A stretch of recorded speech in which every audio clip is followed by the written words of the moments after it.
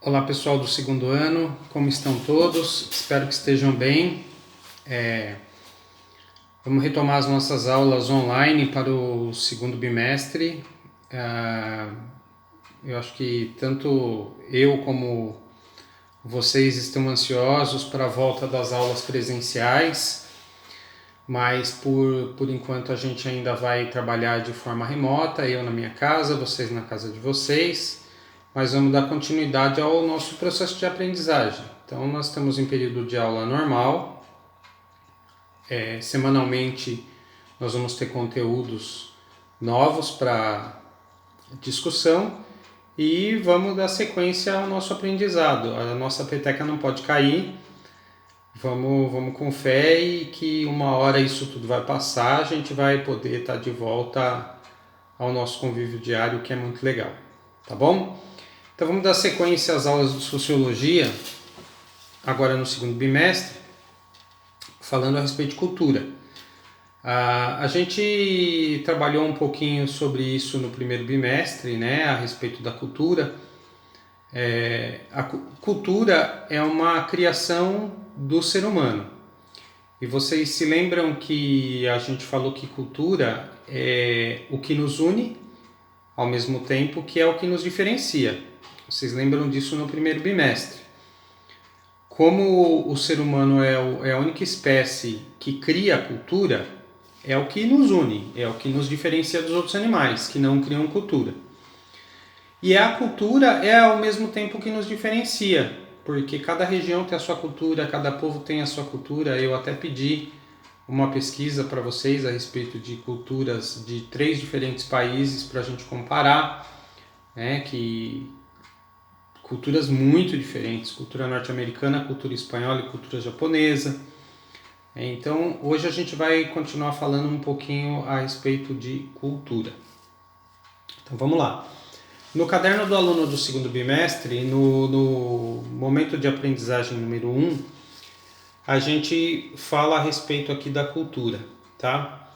Então, a cultura, ela é muito importante para a criação da diversidade social, tá, gente?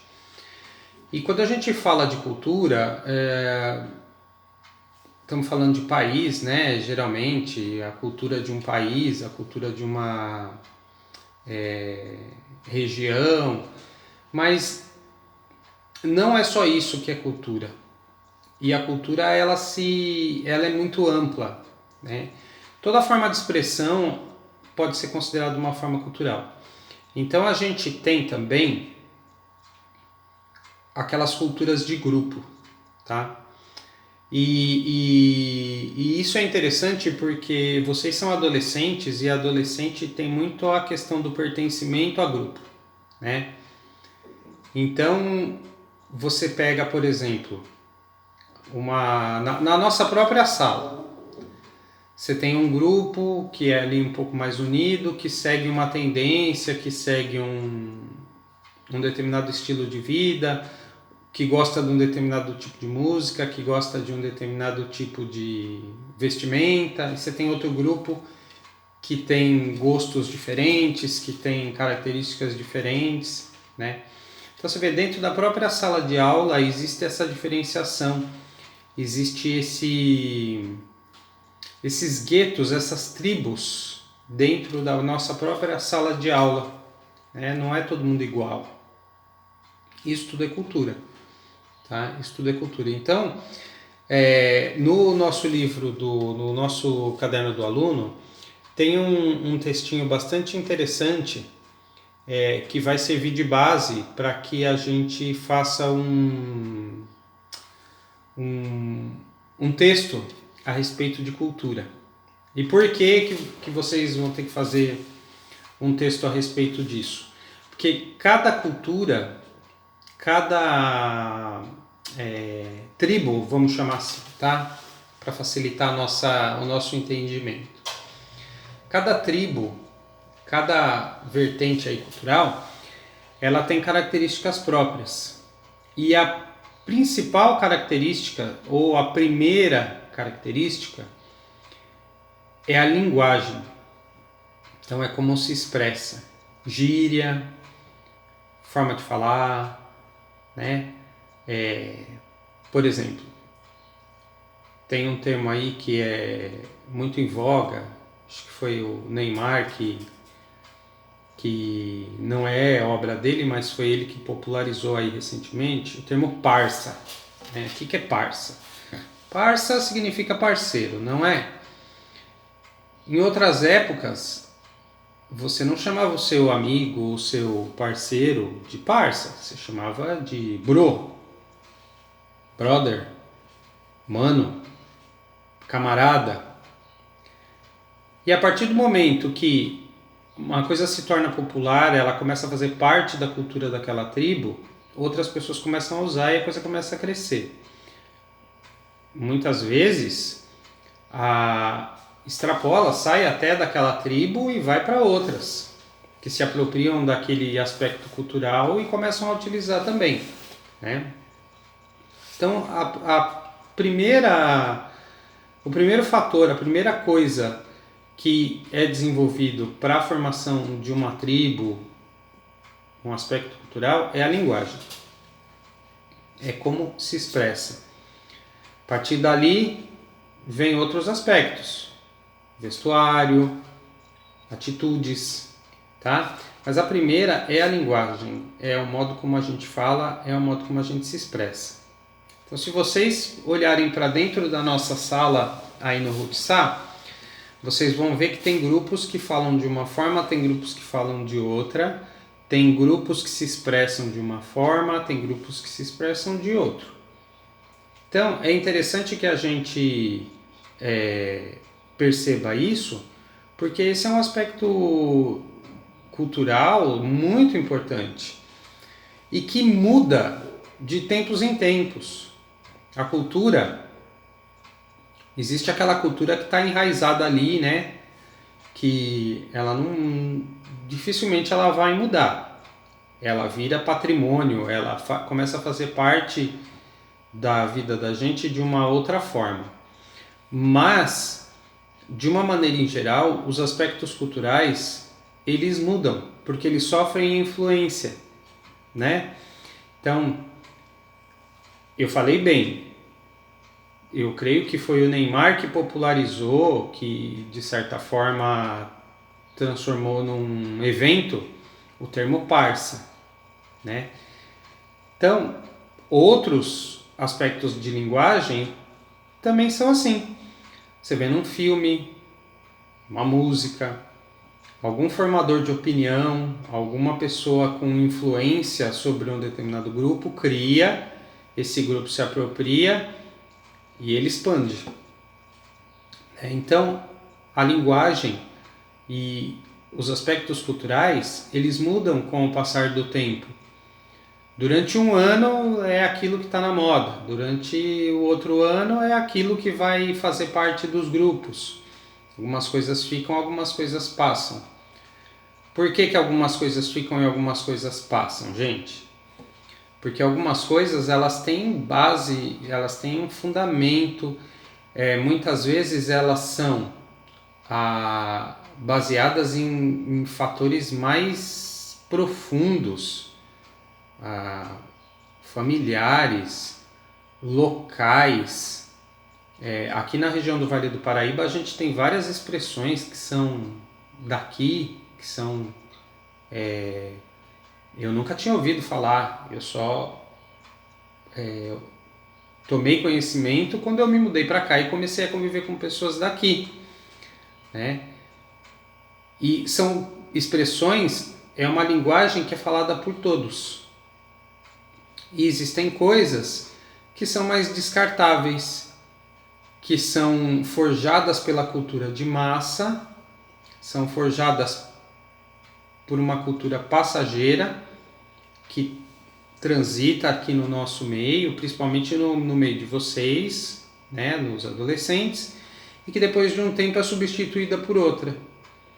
Depois de um tempo vem a cultura de massa, ela traz um outro aspecto, ela traz um outro valor, alguma coisa que substitui aquela que estava em moda, em voga, em uso naquela época.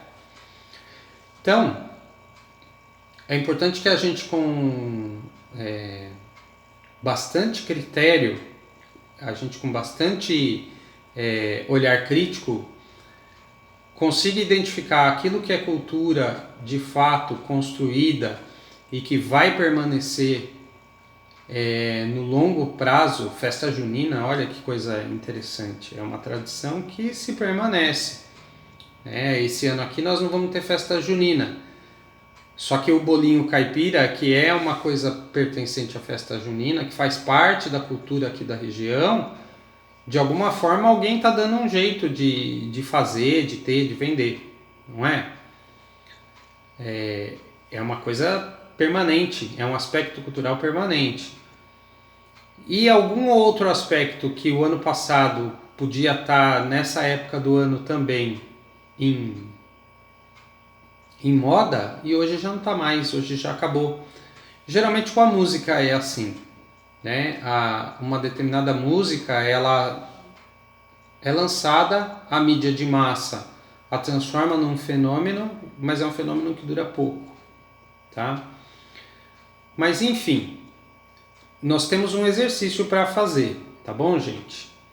Esse exercício, ele basicamente eu preciso que vocês anotem no caderno de vocês expressões de linguagem, gírias, o modo de falar, coisas pertencentes às tribos às quais vocês pertencem, aos grupos aos quais vocês pertencem.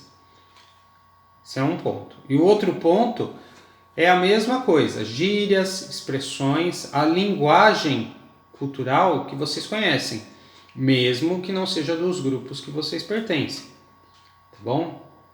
O pessoal aí, os meninos que tem ficam aí no videogame, no joguinho no celular, tem várias expressões que usam, não é? Vamos lá. É linguagem que está agora na cabeça de vocês. Linguagem que vocês aprenderam lá atrás e que não esquecem. É um fator cultural mais forte, mais profundo, né? Uma coisa mais de raiz mesmo. Vamos fazer esse exercício, vocês têm uma semana para me entregar, tá? Então assim, vamos fazer no caderno, isso eu quero que fique permanente no caderno de vocês. Tira foto. Essa tarefa vai estar lá no Google Classroom também. Então, fez a tarefa, tirou foto, ou põe foto do caderno lá no Google Classroom, ou me manda por e-mail, ou me manda pelo WhatsApp, me manda por carta, telegrama, tá bom? Chama o cara do iFood para que ele venha entregar aqui para mim. É importante que vocês façam.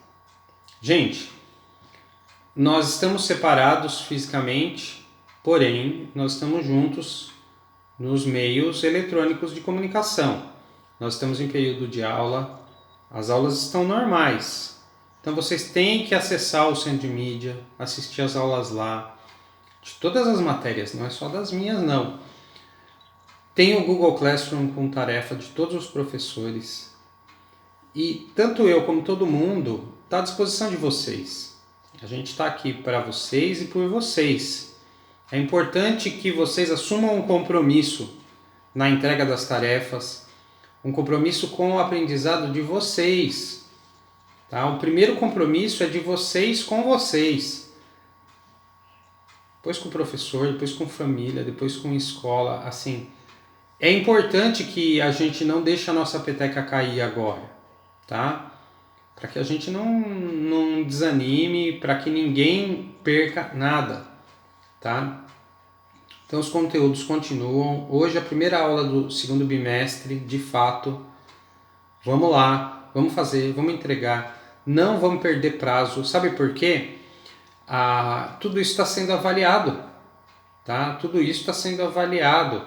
Questão de presença, toda vez que vocês entram lá no Google Classroom, toda vez que vocês entram no centro de mídia, está contabilizando a presença de vocês, como também dos professores. Então assim, a gente faz a parte da gente, a gente vem mostro o conteúdo para vocês e fica à disposição de vocês. Só que vocês são protagonistas. Então, vocês têm que fazer a parte de vocês. Ter autonomia e ter protagonismo e ter responsabilidade. Tá bom, gente? Qualquer dúvida, manda mensagem. Qualquer dúvida, entre em contato.